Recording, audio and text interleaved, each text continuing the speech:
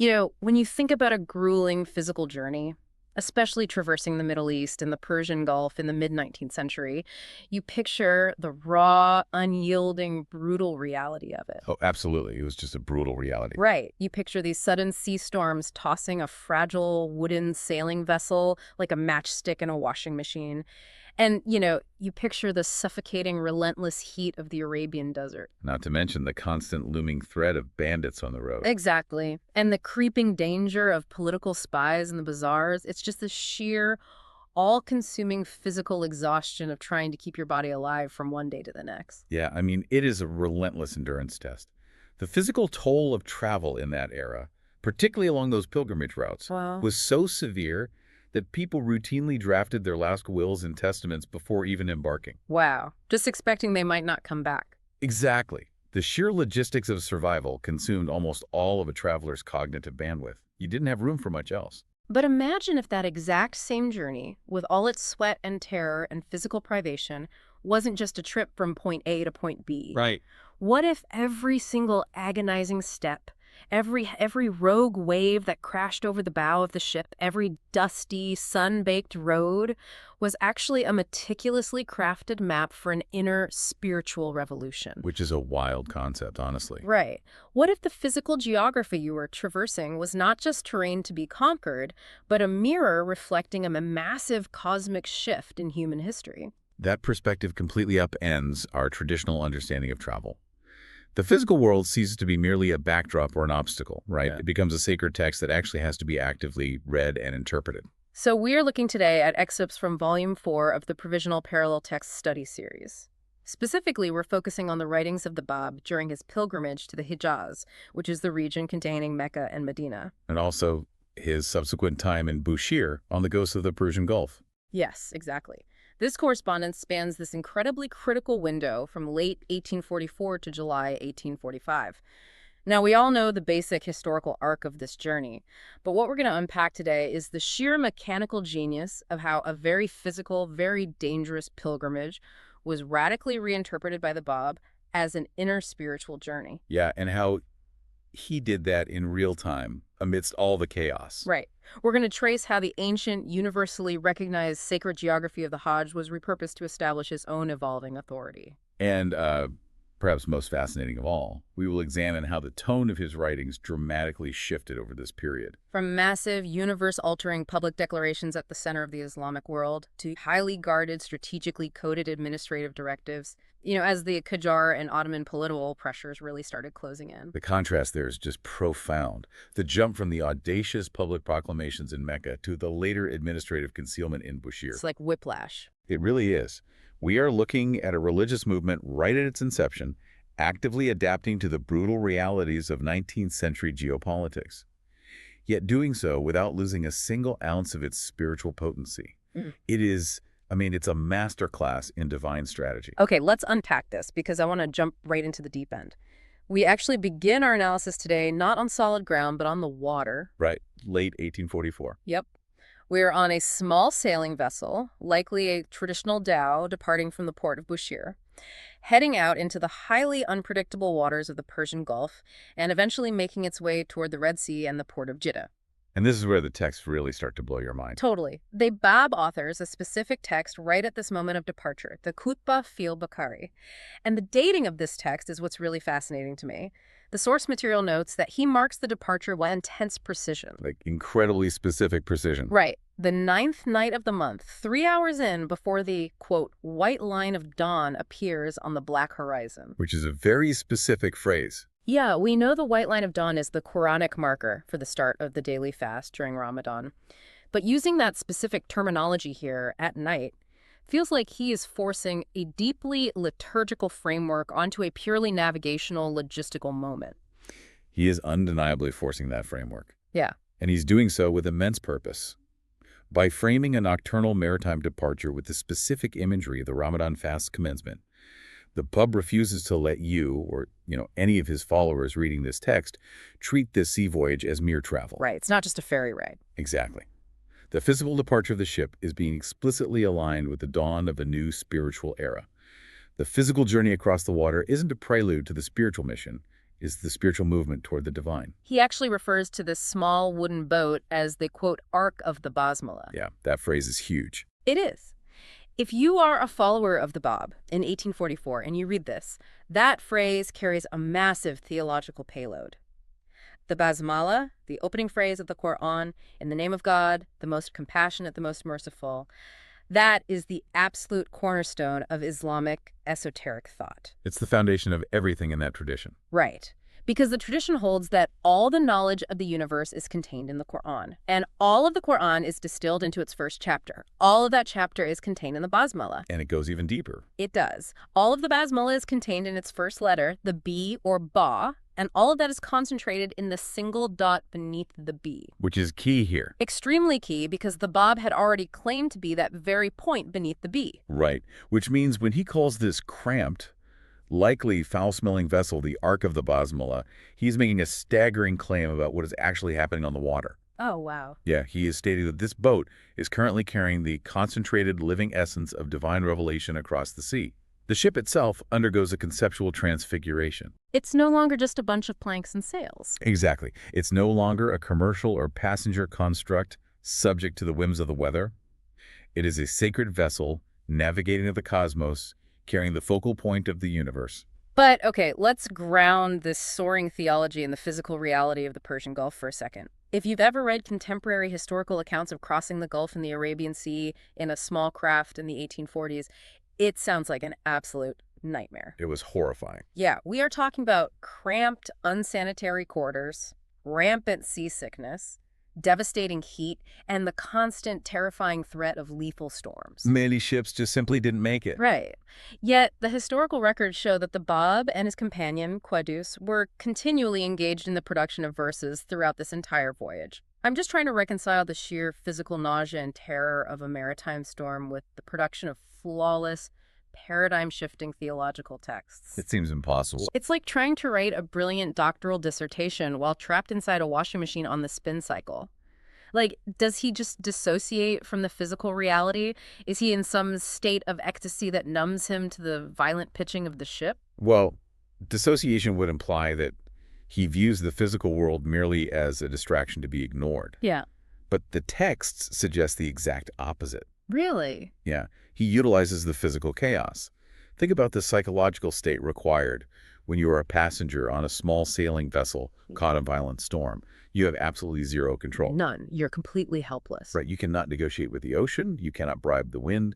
You have to surrender entirely to the raw power of the elements. Oh, I see where you're going with this. For the Bab, that forced physical surrender is the exact required mechanism for spiritual surrender to God's will. The ocean isn't a distraction from the divine. It serves as the ultimate metaphor for the vast, unfathomable depths of divine power. Wow. To navigate it successfully, one must completely let go of the ego and any illusions of personal control. So if you are a believer reading this correspondence, the turbulent sea voyage isn't an unfortunate, uncomfortable delay before the real mission begins. Not at all. It is the required psychological preparation.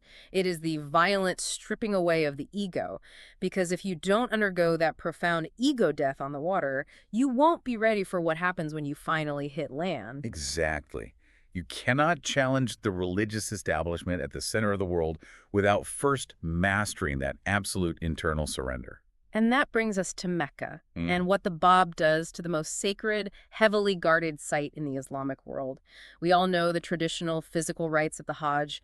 Millions of pilgrims perform them every single year. A massive, highly choreographed undertaking. Right. You don the ihram, those two seamless white garments that strip away all markers of class and wealth. You perform the tawaf, the counterclockwise circumambulation, walking around the Kaaba 7 times. You perform the sa'i, which is the rapid walking or running between the hills of Safa and Marwa. And we know what these actions signify historically. They trace the footsteps of Abraham and Hagar. But in the Bab's writings from this period, particularly a text included in our sources called the Ziyarat for Mullah Ali Bastami, he completely remaps this sacral topography. It really does. He connects the Kaaba not just to ancient history, but to his own present evolving authority. He states that the Kaaba is no longer merely the geographic focal point of prayer. It's true, hidden reality points to a living gate. The interiorization of the pilgrimage in that specific ziyarat, which, is a visitation prayer meant to be recited by the believer, is radical. The Bab instructs Mullah Ali Bastami to, quote, wash thy face with the water of manifestation, and to clothe his inner self with the garments of the gate. The garments of the gate. Wow. Right. He is taking the highly regulated physical acts of ritual ablution and the donning of the ihram, and he's transmuting them into cognitive internal acts of recognition. So let's extrapolate what that does to the psychology of the believer reading this text. If I'm Mullah Ali Bastami and I'm reading this instruction, it completely rewires my reality. I'm no longer just visiting a historical site. You're not a tourist in history anymore. Right. I am not just going through the motions of a ritual that has been performed the exact same way for over a millennium.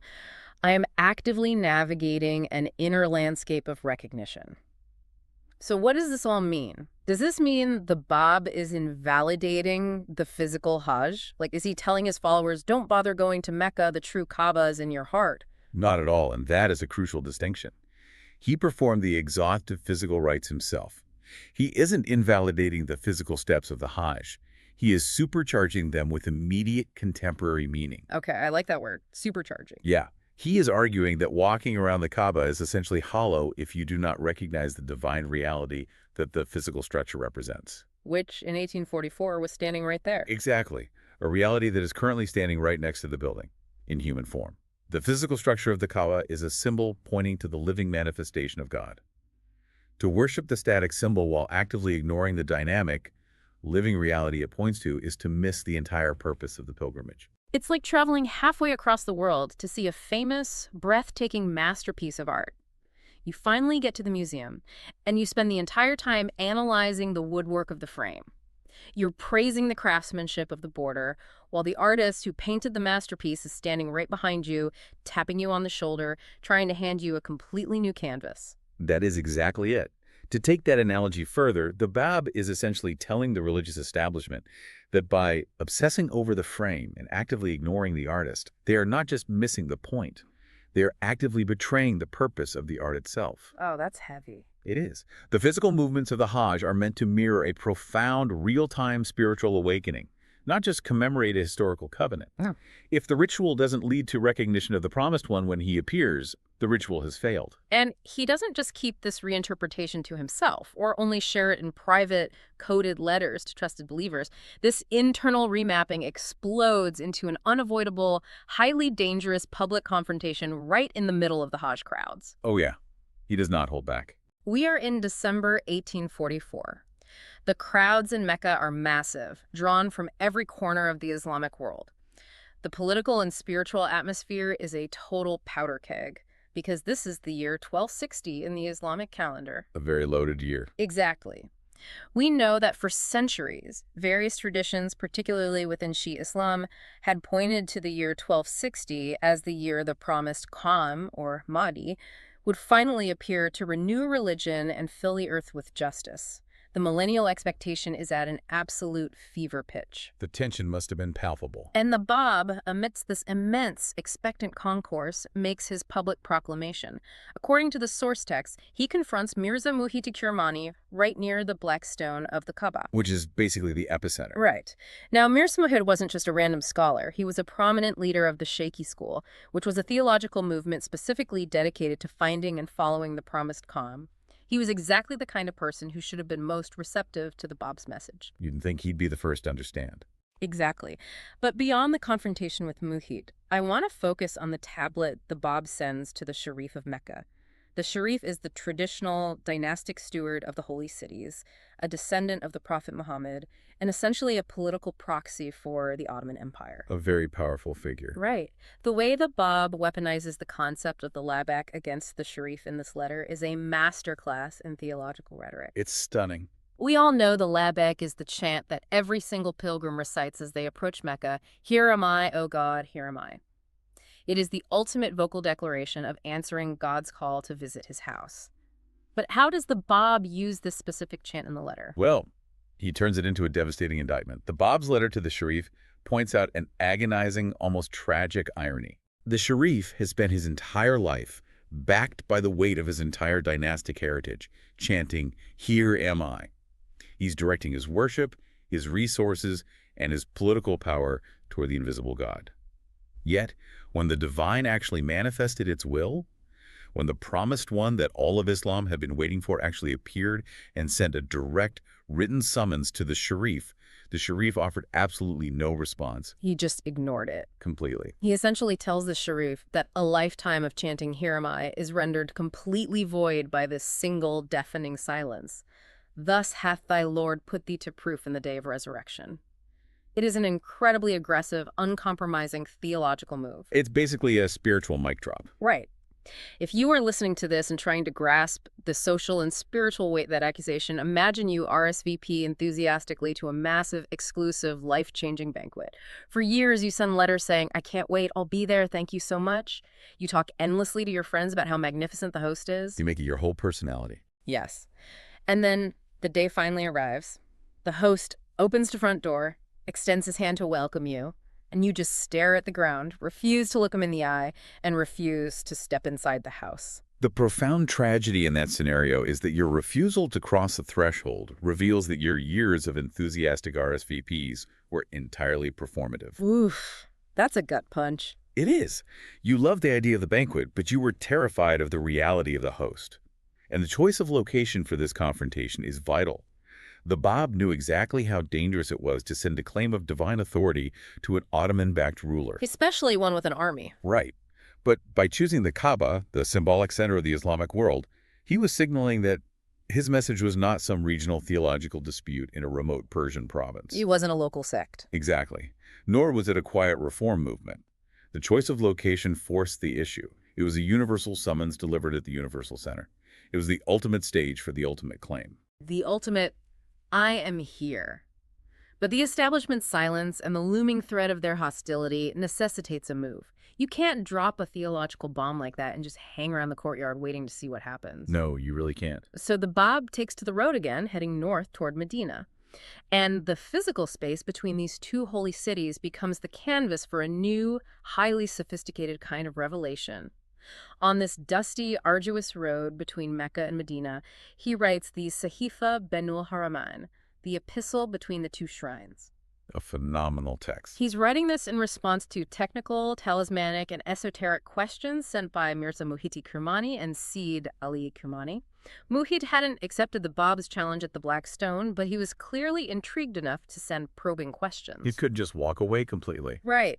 And the source highlights the imagery that Baba uses in this text, specifically the metaphor of the two seas. One sea is described as sweet, thirst-quenching, camphor-cool water, and the other is salty, bitter, and burning. Drawing heavily from Quranic themes there. Yeah, he's adapting this from Quranic imagery, mapping the sweet water to the acceptance of his new revelation, and the bitter water to its rejection. But the most crucial mechanism in this text isn't just the poetic metaphor. It's the deployment of ijaz. This is where it gets highly technical. Right.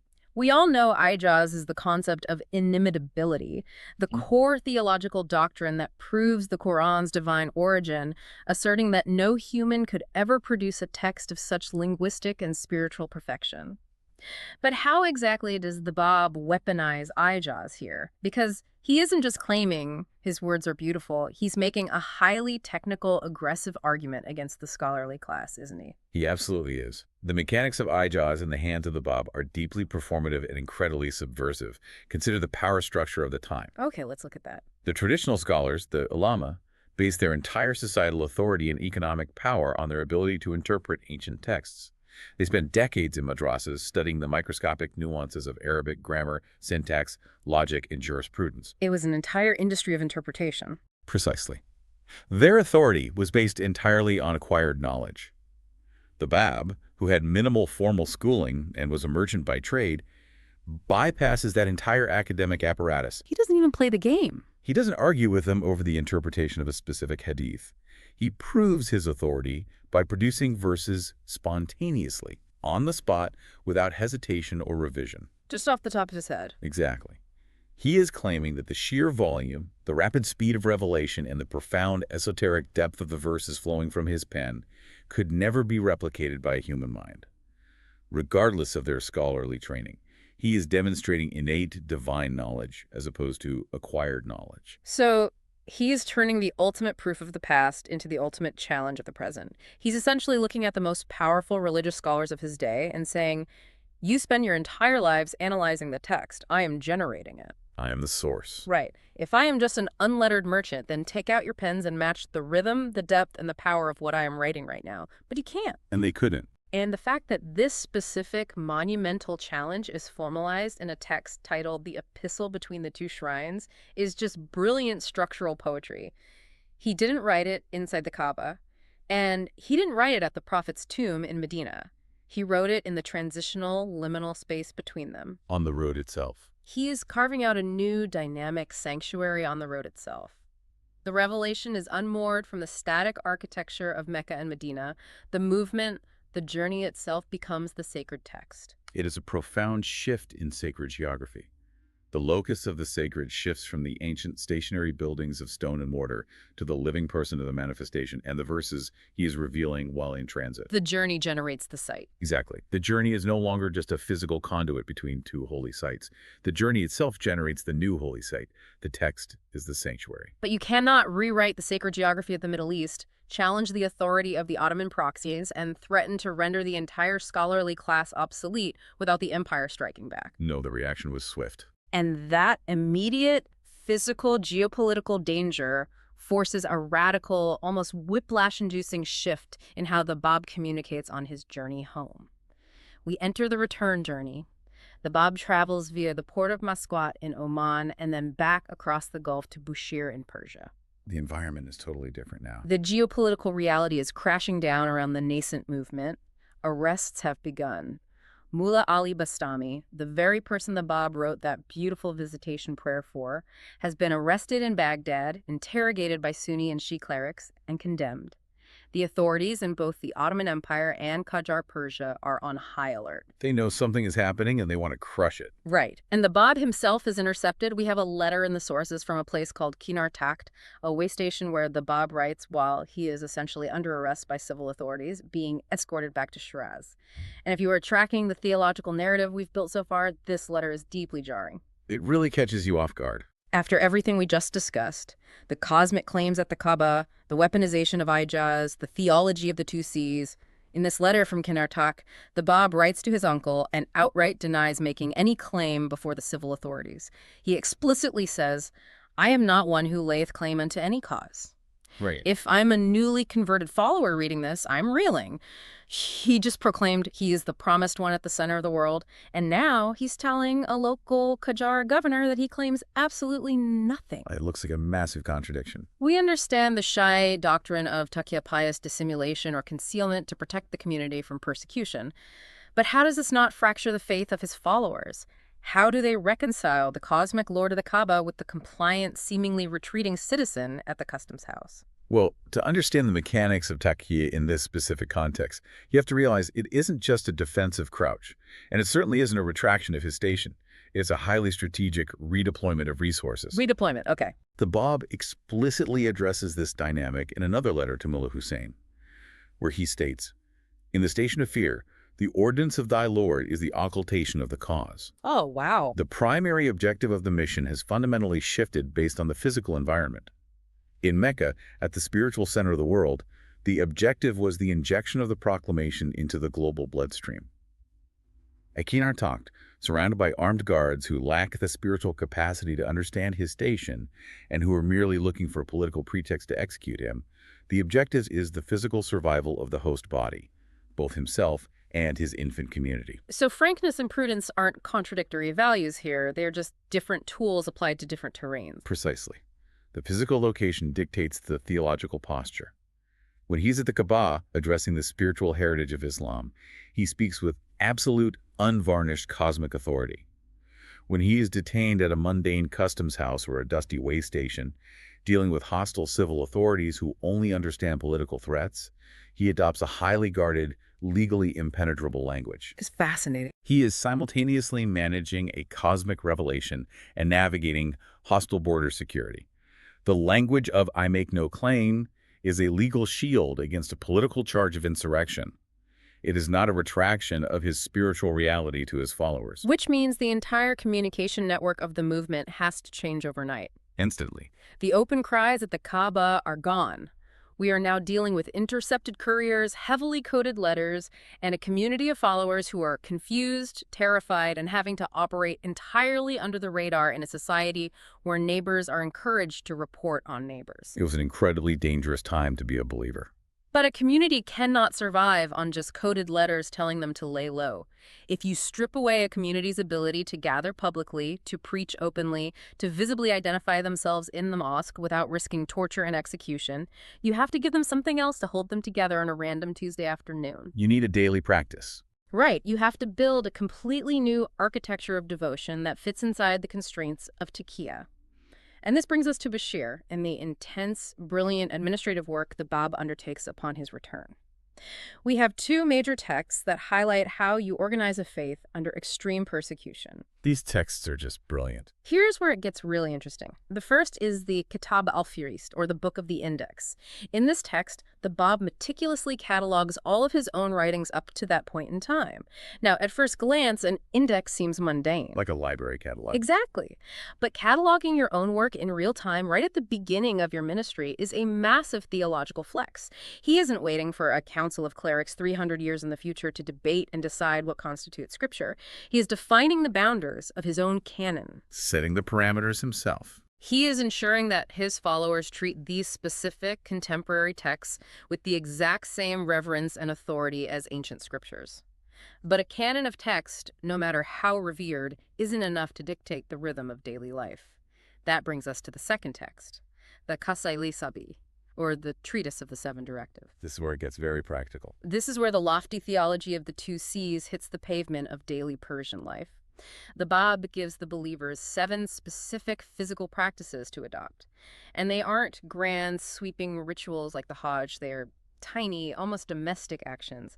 He instructs them to wear a specific type of ring, to drink tea, to refuse to smoke the qualian, the traditional water pipe. He prescribes specific physical postures for prostration during prayer. Very subtle shifts. Now, we know these act as subtle markers of identity, a way to maintain unity in a time of intense taqiyya. But let's dig into the mechanics of the why. Why these specific mundane actions? For example, refusing a water pipe in 19th century Persia isn't just a personal health choice. It's a massive, calculated social disruption, isn't it? It is a profound social disruption. To understand the weight of that directive, you have to understand the socio-economic dominance of tobacco and the qualian in 19th century Qajar Persia. The water pipe was the absolute center of social, commercial, and political interaction. Deals were struck over the pipe. Hospitality was defined by offering it. So turning it down was a big deal. A huge deal. To sit in a gathering, a tea house, or a guest room and politely refuse the pipe when it was offered to you was to visibly, physically step outside the accepted social contract. It immediately marked you as other. Wow. Yet, and this is the genius of the directive in the context of taqiyya, refusing to smoke wasn't an explicitly illegal or heretical act that could get you arrested by the civil authorities or condemned by a cleric. It was a perfectly calibrated gesture of nonconformity. It's like a secret handshake. Exactly. It signaled to any other hidden believers in the room, I operate under a different law, without giving the hostile authorities the legal pretext they needed to strike. It's the inner geometry of devotion. If you can't walk around the physical Kaaba in Mecca because it's thousands of miles away, or because you'd be arrested the moment you revealed your beliefs, you make the act of drinking tea or looking at the ring on your finger your private sacral topography. You build the sanctuary right there in your living room. Every time you politely decline the water pipe, you are internally reaffirming your allegiance to the Bab and your participation in the new revelation. It builds an invisible fortress of unity out of the smallest, most easily overlooked domestic actions. It democratizes the sacred. I love that phrase. It really does democratize it. The sanctuary is no longer a stone building hundreds of miles away. It is located in your own hands, in your own daily routine, in the subtle ways you navigate your community. It ensures that the believer is in a constant state of remembrance. The cosmic reality of the revelation is tethered to the physical reality of their daily habits. When the grand public gestures are forbidden, the mundane becomes fiercely sacred. That intimate, domestic scale of the sacred brings us to the final, and to me, the most grounding part of this entire deep dive. Because behind the cosmic claims of the Black Stone, behind the strategic brilliance of Takia and the intricate network of coded directives involving tea and rings, there is a very real, very vulnerable human being who has just endured an unimaginably grueling journey. Yeah, we can't lose sight of the human element. Right. We look at a deeply personal letter that Bob wrote to his wife from Bushir. The juxtaposition presented in the source material is stunning. On one page, we are analyzing the living gate, commanding the Sharif of Mecca, and weaponizing the doctrine of Ijaz against the most powerful scholars of the age. A figure of immense power. And on the next page, we are reading a letter from a young husband to his wife about his intense, visceral grief at their parting. He writes to her, "Think not that the cessation of letters stems from weariness. Rather, my hand wrote to you letters which my tears raced to wash away." It's incredibly moving. It is. He complains about the oppressive, suffocating heat of the coastal city of Bushir. He laments that he couldn't see his revered grandmother before he left and asks for her prayers. And then right next to the heartbreak and the heat, he mentions the entirely mundane task of trying to procure a roll of turma fabric from Bombay. Just everyday errands amidst everything else. Exactly. How does the inclusion of turma fabric, coastal humidity, and ruined, tear-stained paper impact the theological weight of this entire volume of writings? It anchors the revelation in the profound vulnerability of the human condition. It proves that the divine doesn't obliterate the human elements of the manifestation's life, it inhabits them. Yeah. The identical hand that authored the Sahifa Binul Haramain on the dusty road to Medina, the hand that boldly challenged the religious establishment to produce verses, is the exact same hand that trembled with grief writing "My Sweetheart" to his wife while sweating in the oppressive coastal heat. It demands that the listener hold two immense realities at once. The Lord of the Age, who is remapping the spiritual geography of the universe, and the grieving, exhausted husband who just wants to go home. It prevents the theological narrative from becoming a sterile, detached myth. It makes it real. If you, as a listener, are trying to relate to this history, you probably can't relate to confronting an empire at the Kaaba. You probably don't know what it's like to spontaneously reveal verses of scripture that challenge the foundation of a millennium-old religion. But you absolutely know what it feels like to miss someone so deeply, so physically, that your tears ruin the paper you're trying to write on. We all know that feeling. You know what it's like to suffer in the heat, to worry about your grandmother, to manage the mundane errands of daily life, even when your heart is breaking. And that dual reality is the heartbeat of this entire period. Yeah. The spiritual evolution we witnessed on the storm-tossed ship didn't turn him into an unfeeling deity. It produced a manifestation whose cosmic authority was deeply woven into the fabric of human suffering and love. Which brings this entire incredible journey directly back to you, the listener. We've traced a massive arc today. We started on a small, storm-tossed vessel in the Persian Gulf, where physical powerlessness and maritime terror were transmuted into the ultimate spiritual surrender. A literal and spiritual storm. We watched the ancient physical rites of the Hajj get radically remapped into an interior geography of divine recognition. We analyzed the deployment of spontaneous verses as a performative, undeniable challenge to the scholarly class on the road between the shrines. And then the sudden shift. And then we watched as the brutal realities of geopolitical survival forced the movement into the protective concealment of Takia, utilizing the mundane actions of daily life rings, tea, the refusal of a pipe to build an invisible daily sanctuary for a persecuted community. The physical pilgrimage literally dictated the strategic methodology of his divine mission. And the lesson that modern practitioners can extract from this correspondence is incredibly potent. The Bab's writings teach us that any physical journey, your daily commute on a crowded train, a walk to the grocery store, or navigating the isolating, frightening terrain of a difficult illness, can be actively remapped as a spiritual ascent. That's powerful. You don't need to be standing in the courtyard of the Kaaba to access the sacred. The sacred topography is wherever you are, provided you cultivate the cognitive and spiritual framework to recognize it. And those small daily directives, your modern equivalent of the tea and the ring, whatever habits ground your faith, can build an impenetrable fortress of inner peace when the external world is chaotic, hostile, or overwhelming. Which leaves us with one final thought to mull over as we close out today's deep dive, a thought that builds directly on the tragedy of the Sharif of Mecca. Think back to the labak, that ancient cry of, "Here am I." The cry he chanted his whole life. The Sharif chanted it his entire life. He organized his life around the physical preservation of the Kaaba. He was entirely, flawlessly focused on the ancient structure of the ritual. Yet when the true transformative reality he had been praying for stood directly in front of him, he was so bound by the structure of the expectation that he failed to recognize the substance of the arrival. He missed the very thing he was waiting for. So, in your own life, as you move through your familiar routines, your daily rituals, your own personal pilgrimages, whether they're career goals, family traditions, or your own spiritual practices, are you so hyper-focused on the wooden frame of the painting, on the expected structure of how your life and your truth are supposed to look, that if a moment of true, disruptive, transformative reality knocked on your door today, you'd forget to say, "Here I am"?